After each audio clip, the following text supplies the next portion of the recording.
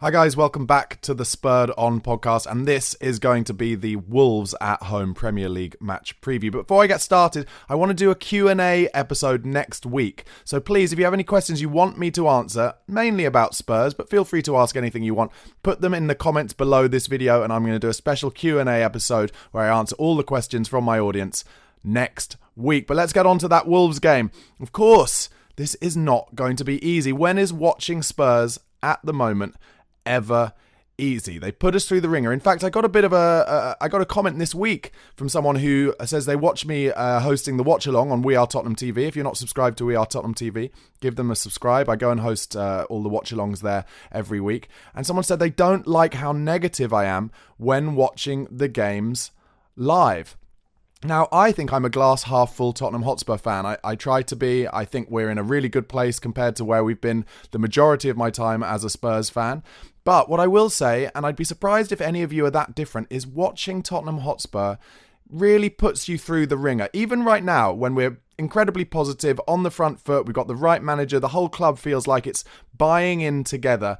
When you're watching the games and the opposition is attacking, or you make one of your team that you support makes a mistake, you can't help but be passionate about it, and you can't help but sometimes shout and scream about it and get stressed. So I was very surprised to see someone have a go at me about how negative I am. When I don't feel I'm negative, I just feel I'm passionate. I'd love to hear from you guys. You know, how are you when you're watching Spurs? Are you like throwing things at the screen? Are you shouting? Or are you calm and laid back and feel confident that we'll grab the win? At the moment, we are finding ways to win these games. We're just making it very difficult, and particularly in the last kind of 5-10 minutes of games, I find it incredibly difficult to watch as we seem to give away big chances. And I expect tomorrow's game against Wolves to be similar, to be honest. They are in 11th place in the league on 32 points. They've won 9, drawn 5, and lost 10. You've got to say that's very good for a Wolves team whose manager back in the summer, Lopetegui, left the club because he thought they wouldn't be able to compete with the amount of money that they had to spend.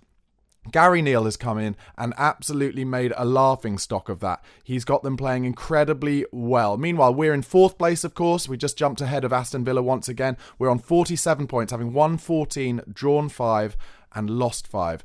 My friend Martin, lovely, legendary Spurs fan, took me to the open training session yesterday. He asked me, he said, would you have expected us to be where we are now when Ange Postecoglou was appointed? Really good question. How do you guys feel? What did you think we'd be doing in the league with kind of 14 games to go? I, for one, said to Martin, no, I didn't expect us to be this good at this point. I did feel like after reading a lot about Ange Postecoglou and seeing us in pre-season particularly, I did feel there were enough kind of positive vibes there that it wasn't going to be a doomsday scenario like a lot of people were painting it. But did I think we'd be in 4th place with 14 games to go and kind of only 7 or 8 points or 9 points off the top? No, I'll be honest, I didn't. And the main reason for that was I didn't know how we were going to replace the kind of 20 to 25 goals and 35 goal involvements from Harry Kane. But we've done really well under Ange to spread those goal involvements around the team. And obviously Richarlison's on a good run of form, hoping that he's going to score again tomorrow. And now we've got Sonny back from the Asian Cup as well. And that should really help. The return fixture earlier this season was, of course, a very disappointing 2-1 defeat at Molineux. We scored very early through Brennan Johnson and then kind of didn't play our best football, sunk back. We had a few injuries. Eric Dyer played that game and he got a lot of stick because in the last few minutes of the game, kind of into added time, we conceded 2 and Dyer got a lot of the kind of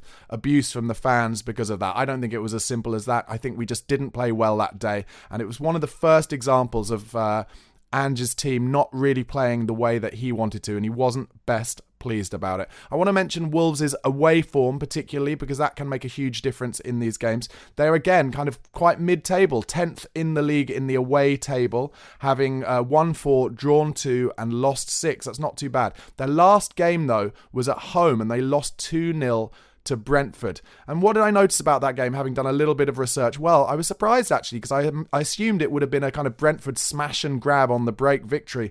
But especially in the first half, Brentford cut them open over and over again and were a real threat from set pieces. They scored their opening goal from a corner that was whipped inwards towards Jose Sarr, Wolves' keeper, and just didn't pick up a runner. And you wouldn't really expect that from a Wolves team who have Max Kilman and your man from West Ham obviously the big centre-back from West Ham, Craig Dawson, who they signed.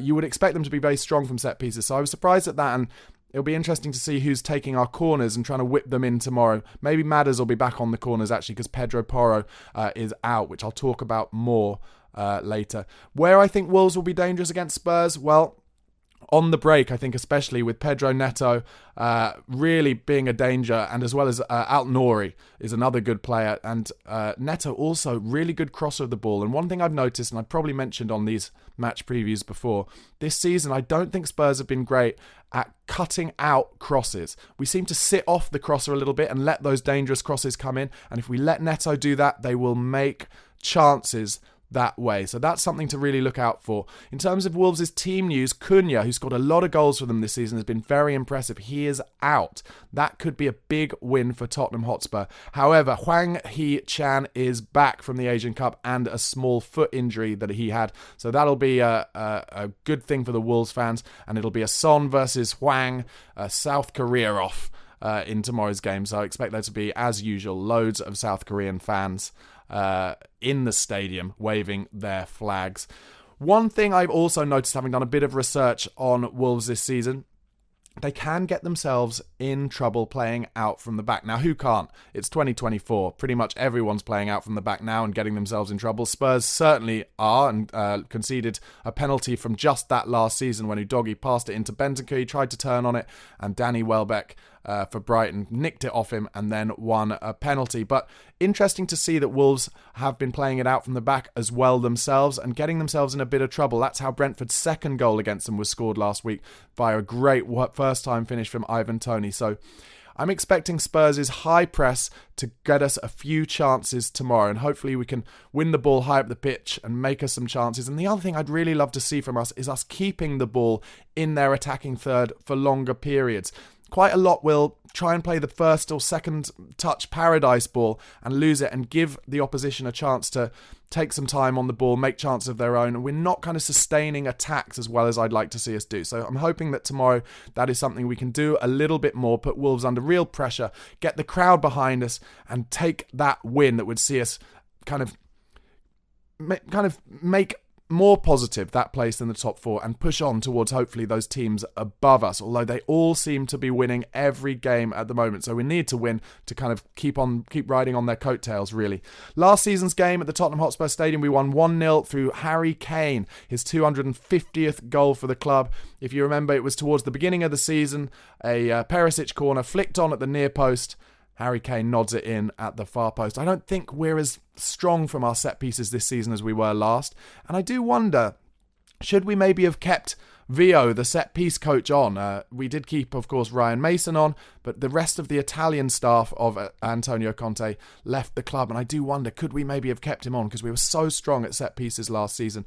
Although the stats don't really kind of match the eye test. I feel like we're not scoring that many goals from set pieces and corners, but actually I think we're like third or fourth on the goals from corners. So I don't know. I think that might be like a PTSD thing of me as a Spurs fan down the years, just feeling like we do not score enough goals from corners. As I mentioned earlier, and as I'm sure you've heard already from Ange's team news today, Pedro Porro and Destiny Udogie both out. He expects them to both be back available for our next game, which is in 2 weeks' time against Crystal Palace. We were due to play Chelsea away next week, but they're in the Carabao Cup final. So a little bit of a break in the next 2 weeks to get those players fit again. I don't know how I feel about it. I never like a Saturday when Spurs aren't playing, but it would be good for the first time, maybe against Crystal Palace, to have a full first team available to choose from. Because obviously now we have Bissouma back, we have Son back, we have Bentancur back available. All possibilities. Madders back from his injury, but now Porro and Udogie are out. And of course, that means Ben Davies and Emerson Royal will come in. At the open training session yesterday, they were practicing their line with Romero and Van der Ven. And that's the back four I expect to see tomorrow. I don't think we'll be as kind of carry as much of a threat going forward with those two. But actually, I do like the runs Ben Davies makes. And he's got such an engine on him and he will get up and down all day. So, you know, I think it wouldn't surprise me if Ben Davies got a goal involvement tomorrow. Let's see what happens. Just final thing to talk about Wolves, really. They do get up for the big games. They won 4-2 at Chelsea. They only lost 2-1 at Arsenal in a difficult game for the Scum. And they did beat Man City at home earlier this season. So they do get up for big games. If you think it'll be easy tomorrow, You'll be wrong, to be honest, because Gary O'Neill is incredibly astute tactically. He will have a plan for us, and he will make it tough. We need to get an early goal or two to kind of break through that tactical plan and hopefully make it an easy, comfortable afternoon. But as I said at the beginning of this video, when is it ever easy and comfortable? My team for tomorrow then, Vicario, Royal, Davis, Romero and Van de Ven at the back. Then I expect it to be Bissouma coming in, Pat Matasar and James Maddison in central midfield, Sonny on the left, Richarlison in the 9, and Deki Kulusevski starting out right, with then lots of talent and possibilities to change it coming off the bench. For instance, Brennan Johnson. That is what my team is. My predicted score, I'm going for a stressful 2-1 win to Tottenham Hotspur. Let me know in the comments below what you think the score will be. Also, like I said, I want to do a Q&A episode next week, so send in any questions you have for me, mainly about Spurs, but feel free to throw in the odd question about something else as well. And as ever, keep supporting the channel. Thank you so much.